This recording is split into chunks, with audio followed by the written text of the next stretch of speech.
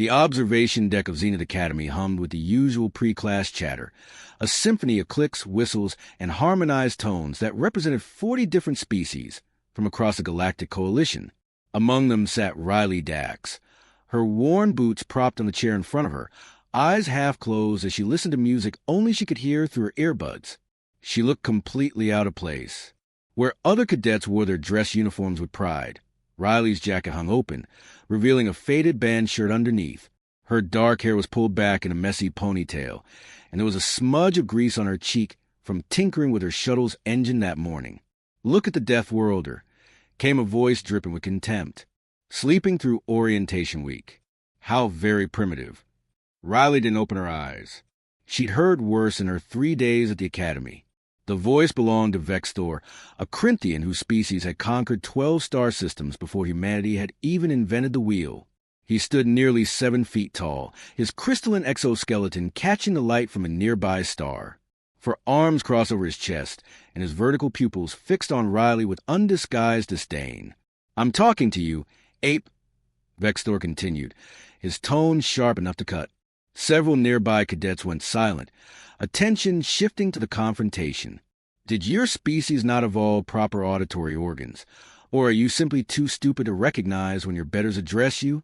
Riley pulled out one earbud. Slowly, deliberately. She still didn't look at him. "I heard you the first time," she said, her voice carrying a lazy drawl that somehow made the insult land harder. "I was just hoping if I ignored you long enough, you'd crawl back under whatever rock you slithered out from." A few scattered laughs echoed through the observation deck. Vex'thor's crystalline face flushed a deeper purple, anger radiating from him in waves. "You dare mock me?" His voice rose, harmonics adding menace to each word. "My family has produced generals and fleet commanders for 8 generations. Your pathetic species only joined the Coalition 15 cycles ago. You're nothing but a backwater curiosity, a footnote in galactic history." Now, Riley did open her eyes. They were hazel, flecked with gold, and they held something that made several of the watching cadets take a step back. Not fear, not anger, something far more dangerous. Amusement. 15 years, Riley corrected, swinging her boots down and standing in one fluid motion. She was barely 5'6", dwarfed by Vex'thor's imposing frame, but she didn't seem to notice or care. "And in those 15 years, we've saved 3 coalition worlds from extinction, revolutionized faster than light travel, and apparently terrified you enough that you feel the need to compensate by bullying the new kid." She took a step closer, neck craning back to meet his eyes. "That's some fragile ego you've got there, Crystal Boy." The observation deck went dead silent. Even the environmental systems seemed to hold their breath.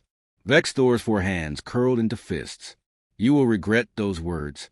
Human, perhaps a demonstration, is in order. The sparring arena. Now, unless you're too frightened to face a real warrior." "Oh, this is going to be good," someone whispered. Riley tilted her head, considering. Then she smiled, and it was all teeth. "You know what? Sure, I could use a warm-up before breakfast. Lead the way, Sparkles." The arena was a circular platform 50 meters in diameter, surrounded by an energy barrier that could contain anything short of a tactical nuke. It was designed for training combat scenarios, allowing cadets to fight at full strength without permanent injury. The medical bay was 2 floors down, and the Academy's healing technology could repair almost anything. Almost. Word spread fast. By the time Riley and Vex'thor stepped onto platform, nearly 200 cadets crowded the viewing galleries. Some were excited. Most looked worried. A few were already placing bets. The odds were not in Riley's favor. "Standard Academy rules," announced Proctor Zuan, a 4-armed Quellan who served as the combat instructor. His compound eyes swept over both combatants. "Fight continues until one party yields, is rendered unconscious, or I call the match. Lethal force is prohibited. Medical teams are standing by." He paused, looking directly at Riley. "Cadet Dax, are you certain you wish to proceed? There is no shame in declining." "I'm good," Riley said, rolling her shoulders. She'd stripped down to a tank top and cargo pants, her boots laced tight. No weapons, no armor, Just a human girl who looked like a strong breeze might knock her over. Across the arena, Vex'thor cracked his knuckles with sounds like breaking glass. His species was renowned for its combat prowess. Diamond-hard exoskeletons. For arms for striking from multiple angles. Reflexes honed by millennia of warfare. He outweighed Riley by at least 100 pounds. All of it muscle and armored shell. "Last chance to run, Deathworlder," he called out. "I promise to make this quick." Riley bounced on the balls of her feet, loosening up. Funny, I was about to say the same thing. "Combatants ready?" Proctor ZYN raised one arm. The crowd leaned forward. "Begin!" Vex'thor moved first, closing the distance with terrifying speed. His species might be heavy, but they were fast, each step eating up ground as he brought two fists down in a hammering blow that could crack stone. Riley wasn't there. She'd moved left. So fast it seemed like she'd teleported, and the Corinthian's fist slammed into the arena floor with a boom that echoed through the chamber. Before he could recover, Riley was inside his guard, one hand grabbing his lower right arm. And then she twisted. The sound was hideous. Crystal grinding against crystal. Vex'thor roared in pain and surprise, swinging wildly with his other three arms. Riley ducked under one blow, deflected another with her forearm, and drove her knee into his midsection with enough force to crack his exoskeleton. The crowd gasped. That shouldn't have been possible. Corinthian armor could withstand plasma fire. Vex'thor staggered back, green eye core leaking from the fracture in his chest. His eyes went wide with something that looked suspiciously like fear. "What are you?" "Annoyed," Riley said, advancing. Her expression hadn't changed. Still that same lazy smile. Still that dangerous amusement in her eyes. "See, you picked the wrong day to be a jerk. I've had about 3 hours of sleep in the last 48, because your little friends decided to reprogram my door lock as a prank. Then someone replaced my breakfast rations with protein paste that smelled like a sewage treatment plant. And now you're here, running your mouth about how superior you are." She ducked under another desperate swing. "You want to know what makes humans dangerous, Vex? It's not our strength, though we're stronger than you thought. It's not our speed, though we're faster than your database has told you." Riley caught his upper left arm mid-punch and used his own momentum to flip him.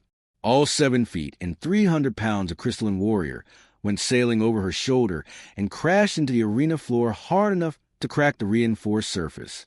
"It's that we're tired," Riley continued, standing over him. "Tired of being underestimated. Tired of being mocked. Tired of species who've had space travel for millennia acting like we're pets or curiosities." She planted a boot on his chest, applying just enough pressure to make her point. "We survived ice ages and plagues and wars and predators that would give your nightmares nightmares. We climbed to the top of the food chain on a planet that was actively trying to kill us every single day." Vex'thor struggled, trying to throw her off. Riley pressed down harder, and more cracks spiderwebbed across his exoskeleton. "You call Earth a death world like it's an insult," she said softly, and somehow that was more terrifying than if she'd shouted. "We call it home. And if you ever try to bully another cadet in this academy again, I will personally demonstrate every single survival skill my Deathworld taught me. Are we clear?" "I yield." Vex'thor gasped, all the arrogance gone from his voice. "I yield." Riley stepped back, extending a hand. After a moment's hesitation, Vex'thor took it, and she hauled him to his feet with surprising gentleness. "Good fight," she said, loud enough for the crowd to hear. "You've got reach and power. Work on your footwork. Though, you telegraph your punches." The Corinthian stared at her, confusion replacing fear. "You're giving me advice? After I insulted you?" Riley shrugged. "You're a jerk, but you're not beyond help. Besides, we're all supposed to be on the same side here, right? Might as well learn to work together." She turned to walk off the platform, then paused and looked back over her shoulder. "Oh, and Vex, next time you want to insult someone, maybe make sure you can back it up. Just a thought." The observation deck erupted in cheers, whistles, and shocked chatter. Riley grabbed her jacket and headed for the exit, completely ignoring the crowd. She had about 20 minutes before her next class, and she really wanted that breakfast. Behind her, Proctor ZYN helped Vex'thor off the platform, his compound eyes tracking the human's departure. That, he said to no one in particular, is precisely why the Coalition was so eager to recruit from Earth. The cafeteria was packed by the time Riley arrived, the morning rush in full swing. Long tables stretched across the massive hall, each one accommodating different species, with their specific dietary requirements. The air was thick with 100 different scents, some appetizing, others decidedly not. Riley grabbed a tray and moved through the line, loading up on what passed for eggs, some kind of purple fruit that tasted like strawberries, and a protein bar that actually looked edible. She found an empty corner table and sat down, pulling out her datapad to review the day's schedule. She made it exactly 3 bites into her meal before the company arrived. "That was incredible," said a voice, bright with excitement. Riley looked up to find a Theshan cadet hovering nearby, her bioluminescent skin flickering with patterns that indicated enthusiasm. "The way you moved, the precision of your strikes. I have never seen anything like it." "Thanks," Riley said, returning to her eggs. She'd learned in her first week that Theshans were the galaxy's most enthusiastic scholars, documenting everything with religious fervor. Just training, the Theshan repeated, sitting down without invitation. Her name tag read Lissa. "You fractured a Corinthian exoskeleton with a knee strike. Their armor can withstand temperatures of 3,000 degrees. The kinetic force required to damage, it should have shattered your leg bones." "Should have," Riley agreed, chewing thoughtfully. "Didn't though." "But how?" Lissa pulled out her own datapad, fingers flying across the interface. "Human bone density is only marginally higher than standard carbon-based life forms. Your muscle fiber composition is efficient but not exceptional. By all calculations, you should not have been able to generate sufficient force." Riley took a drink, considering how much to explain. "You ever hear about adrenaline? The human stress hormone?" "Yes, but its effects are temporary and relatively minor, according to Coalition medical databases." "Yeah, those databases are wrong," Riley said with a slight smile. "When humans get stressed, scared, or really ticked off, our bodies dump adrenaline into our bloodstream. Heart rate spikes. Pain tolerance increases. And for a short time, we can do things that would normally be impossible. Mothers have lifted vehicles off their children. Soldiers have kept fighting with injuries that should have killed them. It's a survival mechanism." She leaned back in her chair. "Vex'thor threatened me in front of 200 witnesses. My body interpreted that as a potential life-or-death situation, even though rationally I knew the arena had safety protocols. So it gave me the tools to survive. Simple biology." "Fascinating," Lissa breathed, her skin patterns shifting to a deep blue that indicated intense concentration. "So, humans essentially overclock their physical capabilities during combat?" "More or less," Riley said. "Course, there's a price. I'm going to be sore as hell tomorrow, and I'll probably crash hard in about 3 hours. But in the moment, yeah, we can punch way above our weight class. May I document this for my xenobiology thesis?" "Knock yourself out." More cadets began drifting over, curiosity overwhelming their earlier wariness. A Vorten engineer wanted to know about human martial arts. A Quellan strategist asked about combat philosophy. Even a few of the Corinthian cadets approached, though they kept a respectful distance. Riley answered questions between bites, finding herself oddly comfortable with the attention. These weren't insults or challenges. These were genuine inquiries, the kind of interest that came from respect rather than mockery. "Is it true your planet has predators that hunt in coordinated packs?" asked a young Draxian, his scales rippling with nervous energy. "Wolves, yeah," Riley said. "Also lions, orcas, and even some birds. Humans learned pack hunting from watching them, then got better at it. And your oceans contain creatures larger than military frigates? Blue whales can reach 100 feet long. We used to hunt them, back before we knew better. Now we protect them. You hunted creatures that massive?" The Draxian's voice cracked with disbelief. Riley shrugged. "We hunted everything. Mammoths, cave bears, and each other. If it moved and we needed food or territory, we figure out how to kill it. That's kind of the human specialty." We're not the strongest or the fastest or the toughest, but we're relentless, we adapt, and we never ever stop trying. That is terrifying, someone muttered. Yeah, Riley agreed cheerfully. We get that a lot. The conversation continued for another 20 minutes before a commotion near the entrance drew everyone's attention. Vex'thor had entered the cafeteria, his exoskeleton now patched with medical sealant that glowed faintly purple. He moved stiffly, pain evident in every step. The crowd fell silent, watching, waiting to see what would happen next. Vex'thor's eyes swept the room until they found Riley. Then, with deliberate slowness, he crossed the cafeteria and stopped in front of her table. Every cadet in the hall held their breath. "Cadet Dax," he said, his voice formal and carrying none of its earlier arrogance. "I owe you an apology. My behavior was dishonorable. I allowed prejudice and pride to cloud my judgment, and I insulted you without cause." Riley set down her fork, studying him. Okay. Vex'thor seemed thrown by the simple response. "Apology accepted," Riley said. "We're good. That is all? No demands for further recompense? No public humiliation to balance the scales?" Riley laughed, genuinely amused.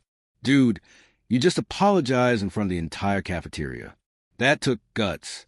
Besides, I'm not interested in revenge or making enemies. I came here to learn, same like everyone else. If you're willing to move past this, so am I."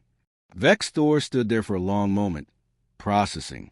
Then, slowly, he extended one of his upper hands in a human gesture of greeting he'd clearly researched.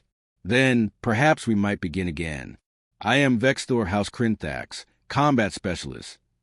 Riley shook his hand, careful of his injuries. "Riley Dax, from Seattle. Engineering track, with minor in tactical operations. Your combat skills are formidable. How long have you trained?" "Since I was 6. My dad was military. Made sure I could handle myself. Plus, Earth's kind of rough. You learn to defend yourself early, or you don't last long." "I would very much like to spar with you again," Vex'thor said, and there was actual eagerness in his voice now, not hostility. "When my injuries have healed, perhaps you could demonstrate more of your techniques. I have much to learn about Deathworld or combat." "Sure," Riley said. "But next time, we start as training partners, not enemies." Deal. As Vex'thor moved to his own table, the cafeteria gradually returned to normal, though Riley noticed she was getting a lot fewer hostile stares and a lot more respectful nods. Word traveled fast in a closed environment like the Academy. Lissa leaned in, her skin flickering with curiosity. "You showed him mercy." "Why?" "By defeating him so decisively, you established dominance. You could have leveraged that into a significant social advantage." Riley finished her breakfast, thinking about how to explain. "Where I come from, we got this saying. The best victory is the one that makes an enemy into a friend. Vex is arrogant, and he was definitely a jerk, but he's not evil. He's just a product of his culture. Same as any of us. If I'd ground his face in the dirt and made him an enemy for life, what would that accomplish? I'd have won a battle, but guaranteed future conflict." She stood, collecting her tray. "Besides, we're all supposed to be part of the coalition, right? That means working together, not tearing each other apart. Humans learned that lesson the hard way over centuries of war. Might as well share the knowledge. You speak of unity, yet your species still has significant internal conflicts according to our databases." "Oh, we're a mess," Riley admitted freely. "But we're getting better. Slowly, painfully, with a lot of setbacks. But that's the thing about humans. We don't give up. We keep trying, keep adapting, keep pushing forward. Sometimes we take 3 steps back before we take 1 step forward, but we always take that step eventually." The rest of the day passed in a blur of classes, simulations, and practical exercises. Riley noticed a definite shift in how other cadets treated her. The whispers were still there, but they carried different tones now. Respect, interest, even a little healthy fear, which she could live with. In advanced navigation, her assigned partner was a nervous Vorton named Kip who fumbled through the entire exercise. Riley patiently walked him through the calculations, explaining things 3 different ways until something clicked. His grateful smile made the extra effort worthwhile. During combat theory, Proctor Zuwayan called on her to explain human tactical doctrine. She gave a 20-minute lecture on asymmetric warfare, guerrilla tactics, and the philosophy of winning by refusing to fight on the enemy's terms. Several cadets took extensive notes. By the time evening training rolled around, Riley was exhausted.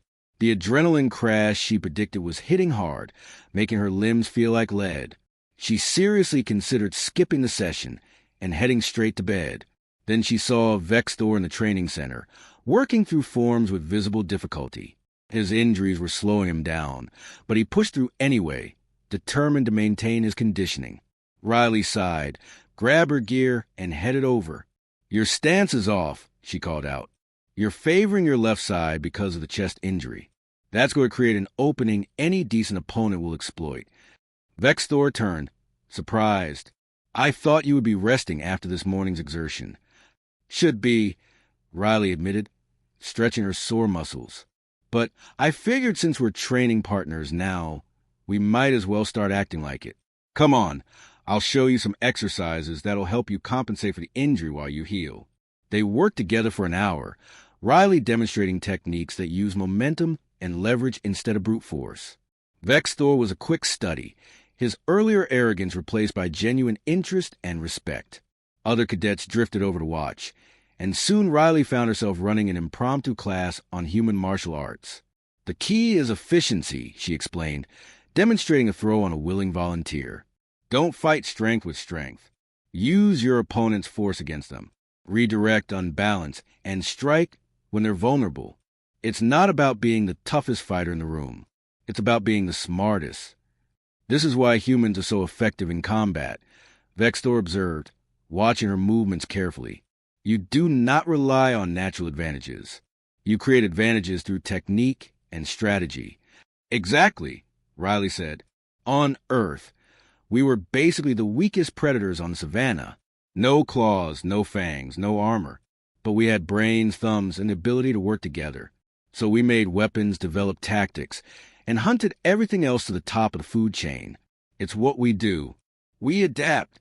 As the session wound down and cadets dispersed to their quarters, Vex'thor approached Riley one more time. "I want to thank you properly. Not just for the apology, but for this. For treating me as a comrade rather than a defeated opponent." Riley waved off the gratitude. "We're all in this together. Vex. Might as well make the best of it. Still, I am in your debt. If you ever require assistance, you need only ask." "I'll keep that in mind. Now get some rest. That exoskeleton needs time to properly heal, and you're not going to help things by overtraining." Back in her quarters, Riley collapsed onto her bunk with a groan. Every muscle ached. Her knuckles were bruised. Tomorrow was going to be absolutely miserable. But as she stared at the ceiling, a small smile crossed her face. She'd come to Zenith Academy expecting to be an outsider, a curiosity from a backwater planet that nobody took seriously. Instead, she'd made a statement, not through arrogance or aggression, but by showing exactly what humans were capable of when pushed. More importantly, she'd turned an enemy into an ally. That was worth a few bruises. Her datapad chimed with an incoming message. She pulled it up, expecting another research request from Lissa. Instead, it was from Proctor Zuwayan. Short and to the point, like everything the Quellan did. "Well handled today, Cadet Dax. Leadership is not about dominance. It is about lifting others while standing your ground. You understand this better than most. The Coalition needs more officers like you. Keep up the excellent work." Riley read the message twice, then set the datapad aside. High praise from a proctor who was notoriously difficult to impress. Maybe, just maybe, she was going to like it here after all. She closed her eyes, letting exhaustion pull her under. Tomorrow would bring new challenges, new lessons, and new opportunities to prove that humanity belonged among the stars. But tonight, she'd earned her rest. The Deathworld girl had made her mark, and the galaxy was starting to take notice. The end.